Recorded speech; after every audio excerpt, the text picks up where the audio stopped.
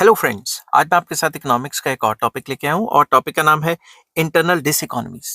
चलिए शुरू करते हैं। ये क्या होता है?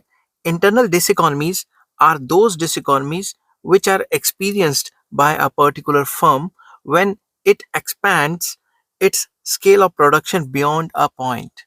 इंटरनल इकोनॉमीज वो नुकसान होते हैं जो एक कंपनी को होते हैं अगर वो कंपनी कोई भी अपनी स्केल ऑफ प्रोडक्शन एक पॉइंट के बियॉन्ड इंक्रीज कर दे तो। सिंपल वर्ड्स में ये भी कह सकते हैं कि इंटरनल इकोनॉमीज वो नुकसान होते हैं जो कंपनी को होते हैं लॉन्ग रन में, वो फैक्टर की वजह से जो कंपनी के बीच में ही लाई करते हैं। All those factors which lie with in the firm.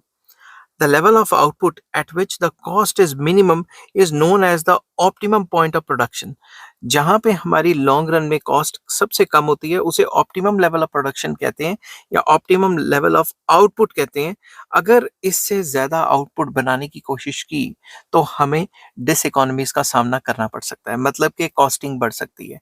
तो कई बुक्स में इसको ऐसे लिखा हुआ है कि अगर कोई भी कंपनी अपनी मिनिमम ऑप्टिमल आउटपुट से ज़्यादा बनाने की कोशिश करे और उसकी कॉस्टिंग बढ़ जाए तो उसे डिसइकोनॉमीज कहते हैं। और कई बुक्स में ये लिखा हुआ है कि इंटरनल डिसइकोनॉमीज वो डिसइकोनॉमीज हैं, वो फैक्टर्स जो विद इन द फर्म है और फर्म की कॉस्टिंग को बढ़ाने में वो मजबूर कर देते हैं ताकि फर्म की प्रॉफिटेबिलिटी गिर जाए लॉन्ग रन में। ठीक है, आई होप ये वीडियो आपको पसंद आई होगी। अगर पसंद आती है तो please like share and subscribe. Take care, bye bye.